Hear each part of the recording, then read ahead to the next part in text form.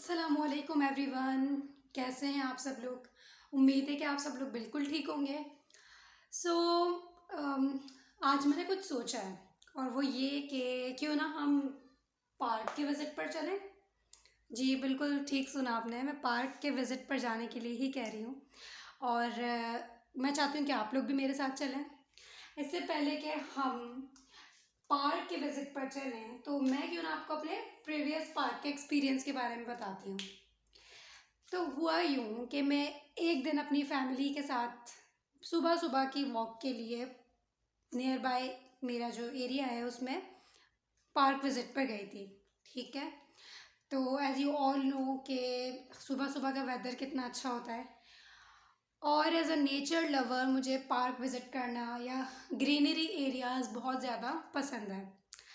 सो जब मैं park visit पर गई और मैं वहाँ पर वॉक कर रही थी तो मैंने ये नोटिस किया कि एक एक ही रॉ के अंदर बहुत सारे सेम नीम ट्रीज प्रेजेंट है। वहाँ पे बहुत सारे नीम के दरख्त थे एक ही रॉ में। देन फिर मैं कुछ और आगे चलती गई, वॉक करती गई, तो फिर मुझे नज़र आया कि सिर्फ नीम ट्रीज तो नहीं है और भी डिफरेंट किस्म के प्लांट्स मेरी नज़रों के सामने आए। मैंने देखा कि बहुत सारे बहुत खूबसूरत खूबसूरत वहाँ पर फ्लावर्स भी थे, कुछ फ्लावरिंग प्लांट्स भी थे वहाँ पे। और बस एक फ्लावर पर नज़र पड़ते ही जो फ्रेशनेस आई, तो आप जानते ही हैं कि कितना ज़्यादा बंदा जब एक पार्क में और जो नेचर लवर है वो फ्लावर्स को देख ले तो वो कितना फ्रेश फील करता है। देन फिर फ्लावर्स को देखने के बाद मुझे सडनली मैंने जब नीचे देखा तो मुझे कुछ इंसेक्ट्स की वैरायटी भी नज़र आई वहाँ पर। बहुत सारे आंट्स और बहुत सारी वहाँ पे मुझे जो है ना डिफरेंट इंसेक्ट्स की वैरायटी नज़र आई फ्लावर के इर्द गिर्द ना।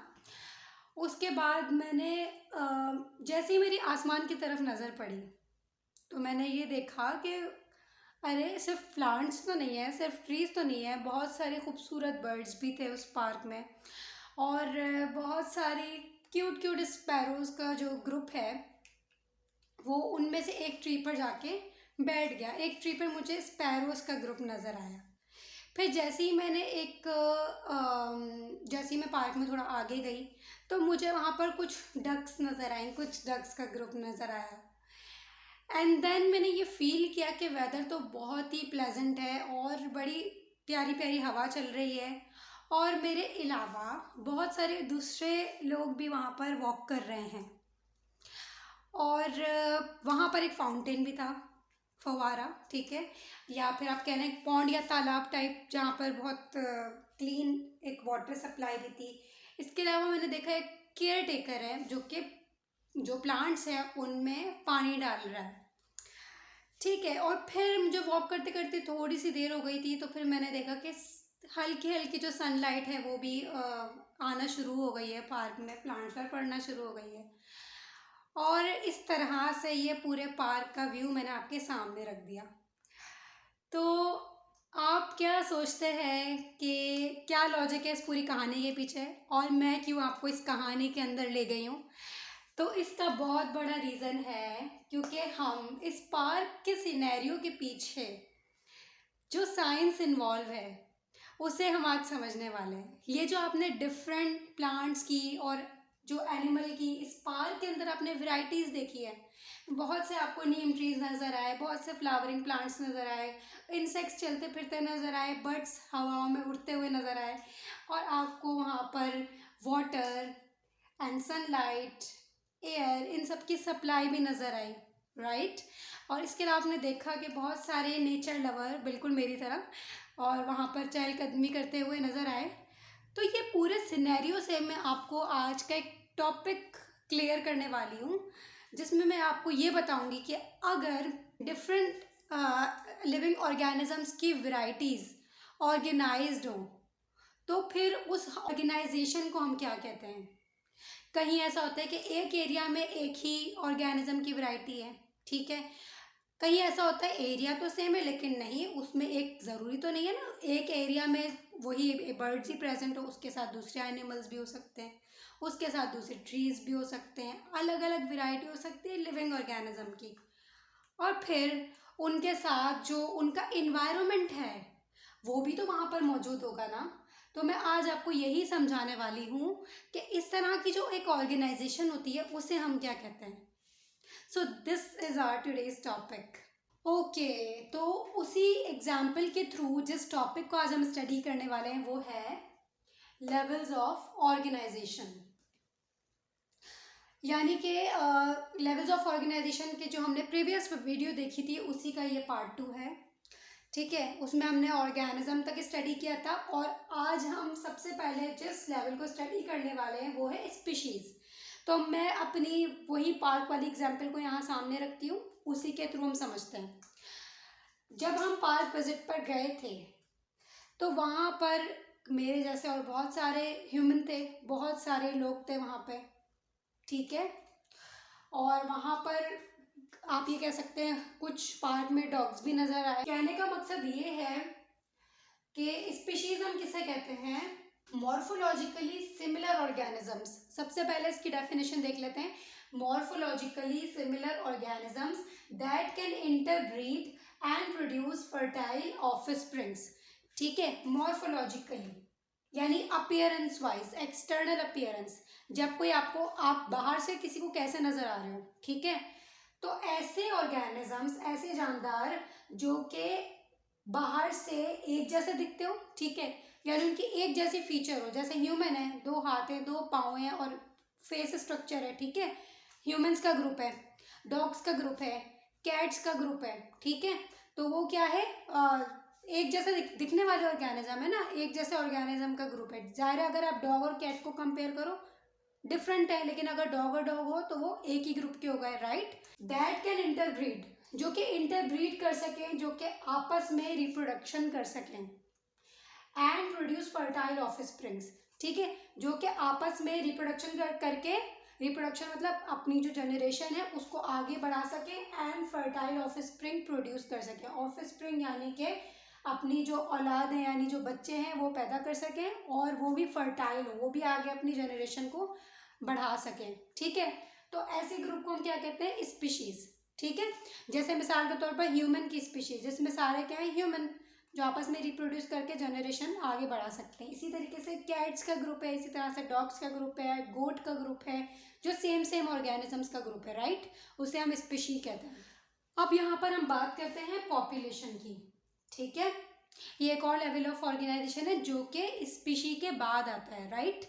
स्पीशी क्या था, सेम ऑर्गेनिज्म का ग्रुप जो कि रिप्रोड्यूस कर सके आपस में। और पॉपुलेशन क्या है, अगर स्पीशी एक खास एरिया में रहती हो तो उसे हम क्या कहते हैं, उसे हम उनकी पॉपुलेशन कहते हैं। ठीक है, species that live in a specific area.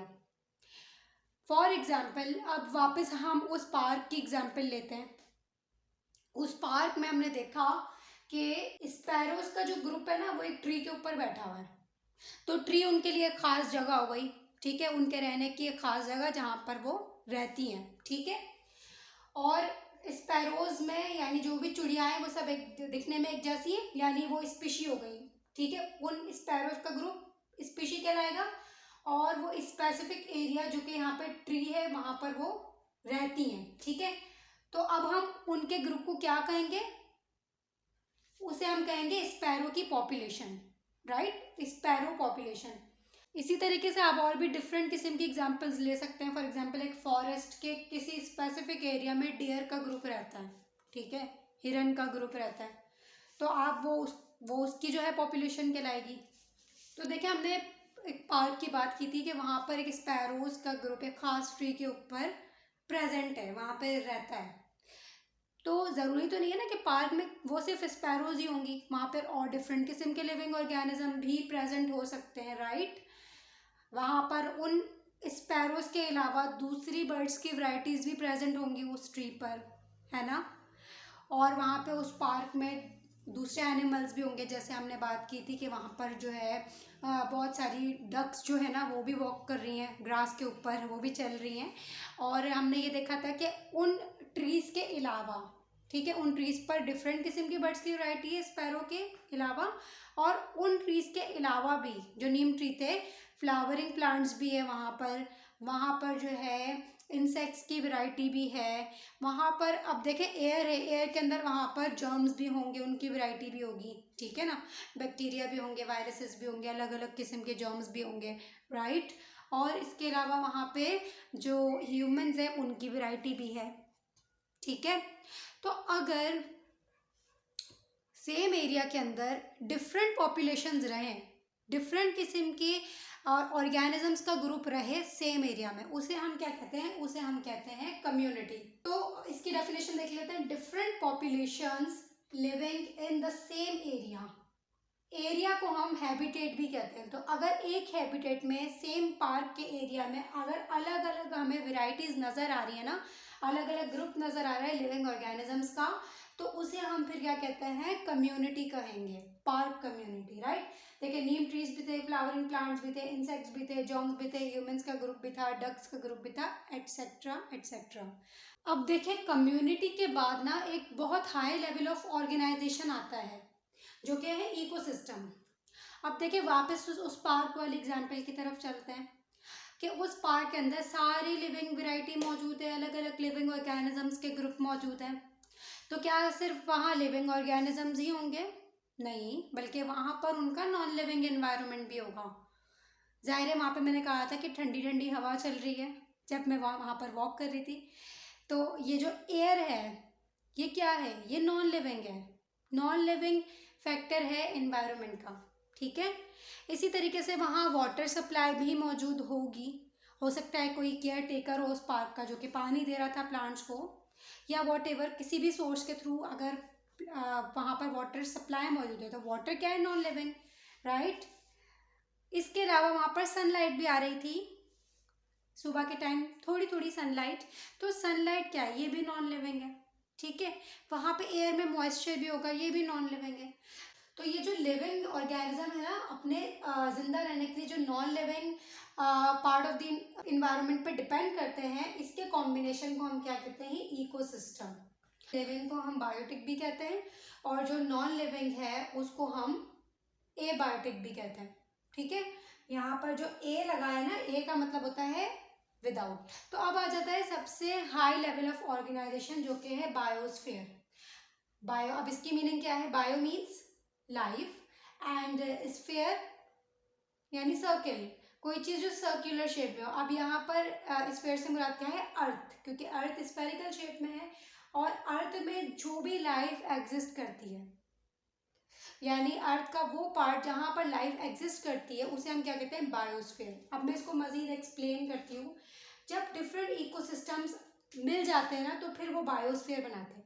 अब जाहिर है लाइफ की जो अलग अलग वैरायटी है, अलग अलग ऑर्गेनिजम्स का ग्रुप है, वो सिर्फ ज़मीन पर तो नहीं है ना, उनकी वैरायटी हमें वाटर में भी मिल जाएगी, उनकी वैरायटी हमें एयर में भी मिल जाएगी। तो ये सारे अगर इकोसिस्टम को हम मिला दें ना, यानी living organism plus non living, इनको अगर हम मिला दें, ये जहाँ पर भी है, एयर में, वाटर में या फिर लैंड पे, तो ये सारे डिफरेंट इकोसिस्टम्स मिलकर ना बायोस्फीयर बनाते हैं, यानी अर्थ का वो पार्ट जहाँ पर लाइफ प्रेजेंट है, ठीक है। तो आई होप ये पार्क की एग्जाम्पल के थ्रू और डिफरेंट एग्जाम्पल्स के थ्रू आप लोगों को अच्छी तरीके से ये क्लियर हो गया होगा topic.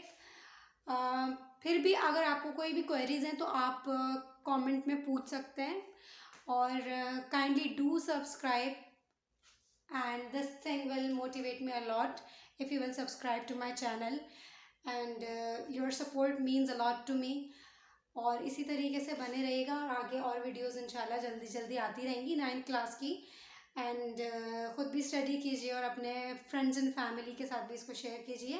Thank you so much and take care. अल्लाह हाफिज़।